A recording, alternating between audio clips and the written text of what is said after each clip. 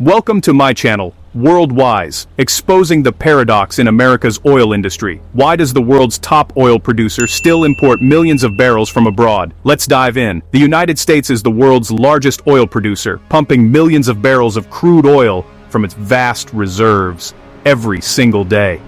From the sprawling oil fields of Texas and North Dakota to offshore rigs in the Gulf of Mexico, American energy production is a powerhouse on the global stage. Yet, despite this impressive output, the US still imports a significant amount of oil from other countries. This might seem counterintuitive at first. Why would a nation that produces so much oil need to bring in even more from abroad? This paradox is rooted in a complex web of economic, logistical, and technical factors that shape the modern oil industry. It's not just about how much oil is produced, but also about the types of oil, where it's refined, and how it moves through the supply chain. For example, the US produces mostly light sweet crude oil, which is prized for its low sulfur content and ease of refining into gasoline and other fuels. However, many of the nation's largest and oldest refineries were originally designed to process heavier, sour crude oils, which are denser and contain more impurities. As a result, the US often imports heavier crude from countries like Canada, Mexico, and Saudi Arabia to keep these refineries running efficiently and cost-effectively. This mismatch between what is produced domestically and what is needed for refining drives continued imports, even as domestic production soars. Oil is also a global commodity, traded on international markets where prices can fluctuate rapidly due to geopolitical events, supply disruptions, or changes in demand. Sometimes, it's simply cheaper or more practical to import oil from a nearby country than to transport it across the vast distances within the US, especially when considering pipeline capacity, shipping costs, and regional price differences. The US oil market is deeply interconnected with global markets, making imports not just a choice, but often a practical necessity to balance supply, demand, and refinery needs. Additionally, the US maintains strategic petroleum reserves and enters into trade agreements that require a certain level of imports to ensure energy security and flexibility in times of crisis. All these factors combined mean that despite being a top producer, the US remains one of the world's top oil importers, a situation shaped by decades of infrastructure, market forces, and policy decisions. The reality of oil imports is far more complex than it appears at first glance, involving a delicate balance of economics, engineering, and international relations.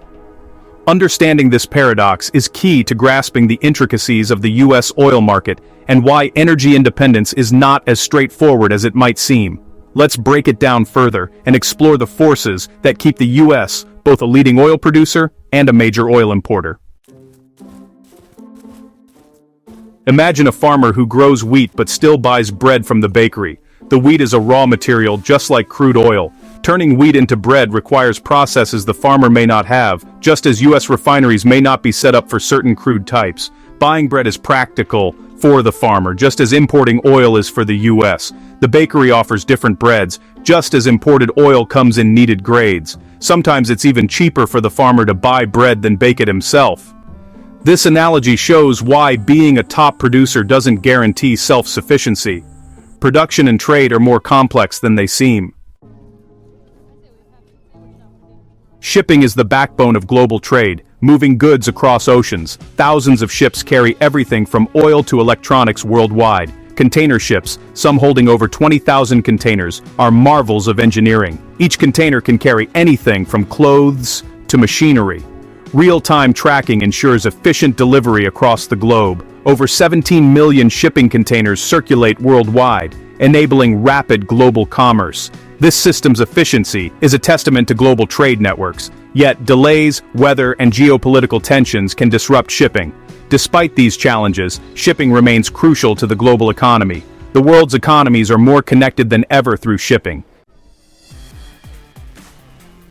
The China-US trade relationship stands as one of the most influential and complex economic connections in the world today. It's not just about the exchange of goods, it's a dynamic that impacts global markets, shapes policies, and affects millions of lives on both sides of the Pacific. Every year, China exports an enormous volume of products to the United States, ranging from electronics and clothing to toys and machinery. This massive flow of goods has created a significant trade imbalance, with the US importing far more from China than it exports in return. One of the main reasons for this is China's ability to manufacture products at lower costs. With a vast workforce, advanced infrastructure, and efficient supply chains, Chinese factories can produce goods quickly and affordably, making them highly competitive in the global market. For American businesses and consumers, this means access to a wide variety of affordable products. Many US companies rely on Chinese imports to keep their shelves stocked and prices low, meeting the high demand for cost-effective goods across the country. However, this demand also widens the trade gap and has a direct impact on shipping logistics. Container ships often arrive at US ports filled to capacity, but when they return to China, many of those containers are empty, highlighting the imbalance in trade flows. This situation leads to inefficiencies throughout the supply chain, causing congestion at ports and driving up shipping costs. The imbalance puts pressure on logistics networks and can even contribute to delays and increased expenses for businesses. Over the years, both governments have tried to address these challenges through tariffs, trade negotiations, and new agreements. Yet the results have been mixed, sometimes easing tensions but often creating new complications for businesses and consumers alike. The ongoing China-US dynamic is a balancing act, one that requires careful negotiation between protecting national interests and embracing the realities of a deeply interconnected global economy. Gaining a deeper understanding of this relationship is essential for anyone interested in how international trade works and why it matters for economies, workers, and consumers around the world. Ultimately, the flow of goods between China and the US doesn't just shape their own economies, it influences the direction of global trade, setting trends and challenges for the entire world.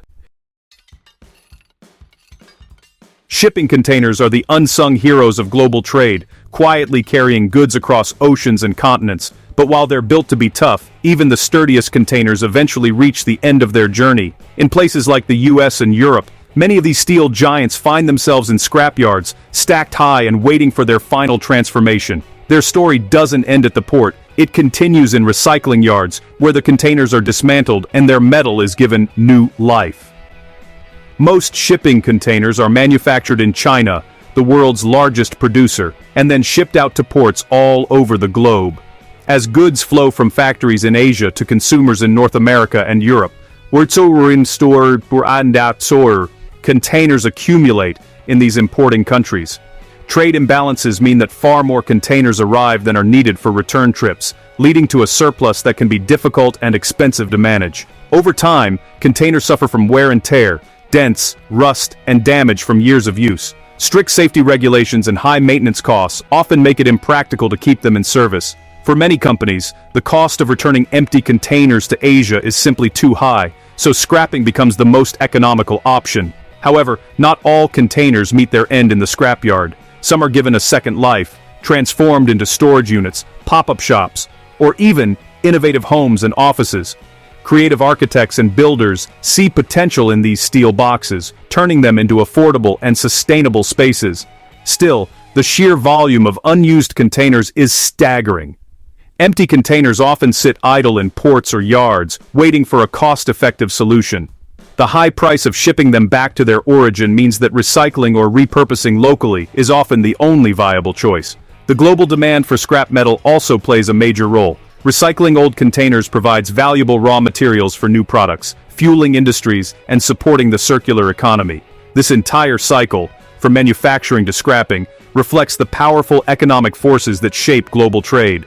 Every container tells a story of supply and demand, efficiency, and adaptation. The journey from use to scrap highlights the complex challenges of managing global logistics. It's a process that requires careful coordination, creative solutions, and constant adaptation to shifting trade patterns. In a world where trade is rarely balanced, efficient logistics and smart recycling are more important than ever, ensuring that even when a container's journey ends, its materials continue to move the world forward. U.S. oil imports are driven by economic, logistical, and regulatory factors. The U.S. produces mostly light crude, but many refineries need heavier crude, often imported. Transporting oil domestically can be costlier than importing from nearby countries. The Jones Act increases domestic shipping costs, sometimes making imports cheaper. Strategic reserves and trade agreements also require certain import levels. These factors make imports integral to U.S. oil strategy.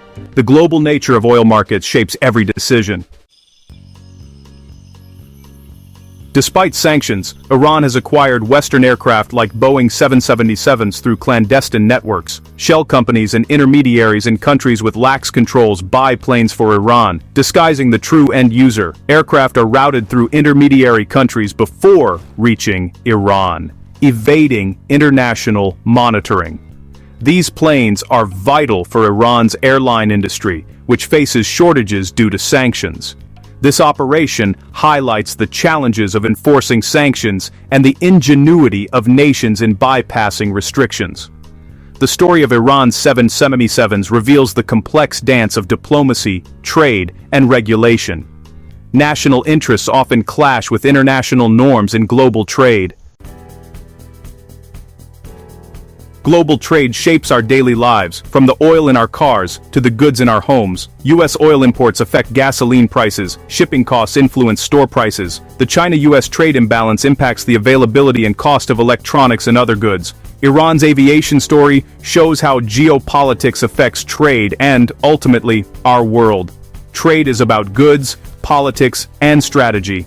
Understanding these dynamics helps us make informed choices as consumers and citizens. Awareness of global trade empowers us to engage thoughtfully with the world. Thank you for watching. Stay tuned and click to watch my next video now.